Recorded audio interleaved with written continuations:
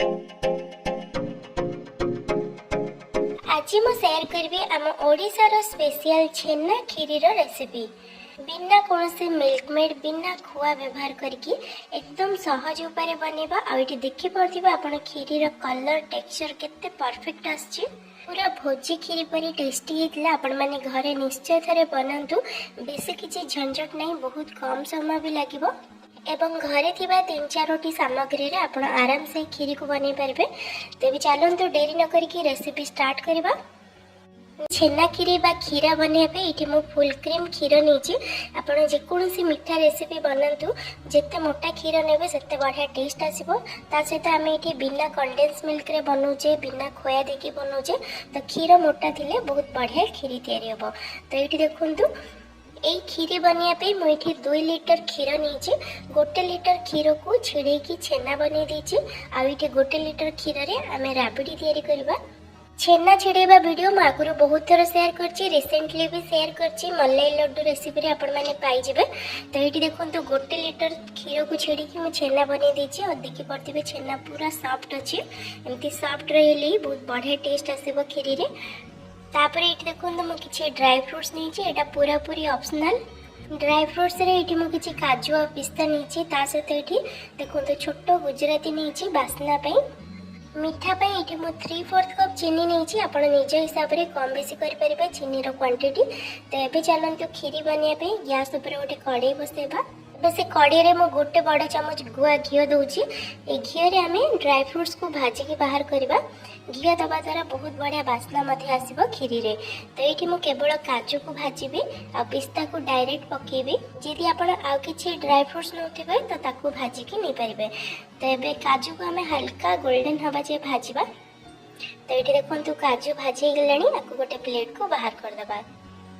एबे देखंतु कड़े रे घी अछि, से घी रे हमें 3 ରୁ 4 चम्मच चीनी दबा। मु जो इठी 3/4 कप चीनी नेथली सेही चीनी रो ही दउची।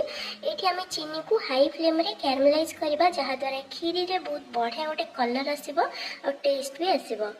तो ये देखो चीनी पूरा बढ़िया से मेल्ट हो गलानी। एबे कौन करेंगे, गैस रो फ्लेम को पूरा लो कर देबे। लो फ्लेम रे यार कलर पूरा बढ़िया गोल्डन ब्राउन हवा जाए वेट करेंगे। ये देखो तो बहुत बढ़िया कलर आसीगलानी। आठ बेसी डार्क करवानी ना पिता टेस्ट आसीजिवो। तो प्रथम आम ए क्षीर नहीं देकी अल्प टिके पानी दबा। पानी दबा द्वारा कौन हम ना कड़ई टेम्परेचर नॉर्मल होती। आम जो सुगर कैरमलाइज करछे सेटा भी पूरा बढ़िया से पानी रे मिसी जीवो, देखि पारथिबे।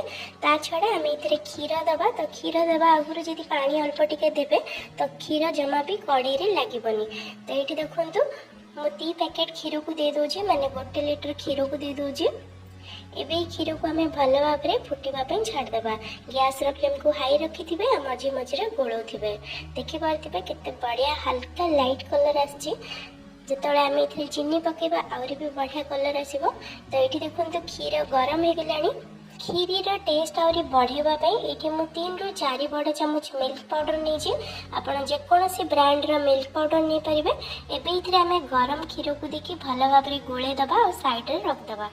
मिल्क पाउडर दबा द्वारा खीरी रे गोटे बढ़िया रिचनेस और क्रीमीनेस आसीबो। कारण आमे इथरे कोनोसी कंडेंस मिल्क बा खुआ दबानी। जेति आपण कंडेंस मिल्क बा खुआ पको नांती आपण पाखरे नाही, तो आपण एमती मिल्क पाउडर को गोळे की दे परिबे। खीरी रे गोटे बढ़िया रिचनेस और क्रीमीनेस आसीबो। तापर ये देखो क्षीर पूरा बढ़िया से फुटवा स्टार्ट हो गलानी। देखि पारथिबे क्षीर ऊपर सर पड़वा स्टार्ट हो गलानी। तो आप मझी मझीरा को भल से गोलेबे, जहा द्वारा क्षीर ऊपर सर पड़बनी बा मलाई जमीबनी। पूरा क्षीर रे मिसिकी रहबो और क्षीर टेस्ट और क्रीमीनेस को बढ़ेबो। तो ये आप क्षीर को मीडियम फ्लेम रे सिझेबे और पूरा अधा हवा जे वेट करेंगे। मझी मझे गोलौथिबे, जहा द्वारा क्षीर ऊपर सर पड़बनी।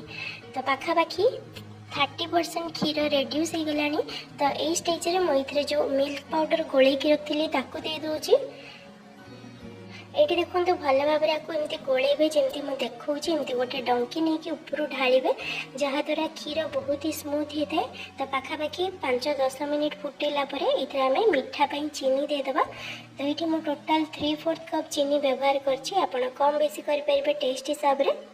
चीनी को एमती टिके आगुरु देदेबे जदि पूरा राबिड हो गला पर आपण देबे तो सेटा आउ थरे पुनी पतला हे जिवो टिके आगुरु दबा द्वारा चीनी रो जो पानी बाहरिबो सेटा भी पूरा मरि जिवो आ कलर भी बहुत बढ़िया आसीबो। एठी आपण माने देखि पारथिबे आग अपेक्षा केते बढ़िया कलर आछि आ एठी खीर पूरा फुटिकी अधा ही आसलानी।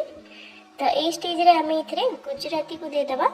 एठी मो गुजराती को भलो से छेची देछि बहुत बढ़िया वासना आसीबो। आपण चाहिले इतरे केसर भी दे पारिबे बा बिना गुजराती रे भी बनै पारिबे कारण आमे एठी चीनी को कैरमलाइज करछे सेतिर भी गोटे बढ़िया वासना और टेस्ट आस्ता खीरी रे। तो ये देखो खीरी पूरा फुटिकी अधा हो गलानी। एई स्टेज रे आमे इतरे छेना को दबा। तो ये देखो छेना को जमा भी बेसी चिकन करबा दरकार नहीं एमती टिके टिके खंड खंड थिले बढ़िया लागिबो खीरी खाइला बेले।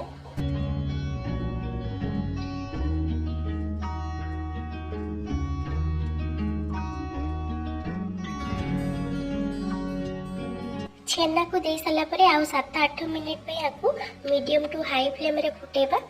जदि आज रेसिपी आपण मन को पसंद आछि तेबे वीडियो को गोटे लाइक एवं शेयर निश्चय करंतु। जदि एबे जे होम फूड चैनल को सब्सक्राइब करनांती तेबे सब्सक्राइब करके पाखरे थिबा बेल आइकन को निश्चय प्रेस कर दियंतु एवं सब बेले अपडेट रहबा पे इंस्टाग्राम एवं फेसबुक रे फॉलो करंतु। तो एठी देखंतु आमर छेना खीरी बा खीरा पूरा पूरी रेडी हो गलानी। एठी मो गैस को बंद कर दूची। बंद कर साला पर एथिरे मो ड्राई फ्रूट्स को दे दूची। एमती लास्ट रे देले खीरी रे गोटे क्रंचीनेस रो बाइट आसीबो। तो एठी देखंतु मो पिस्ता और काजू को देखि भलो भाबरे गोळे दोची। एठी आपण देखि परथिबे खीरी टिके आपण को पतला लागुथिबो। जेतबेले खीरी ठंडा हवा स्टार्ट होबा आउरी बहलिया हे जिवो। खीरी रूम टेम्परेचर को आसी गला परे फ्रिज रे रखि के आकु चिल्ड कर देबे तापरे सर्व करबे।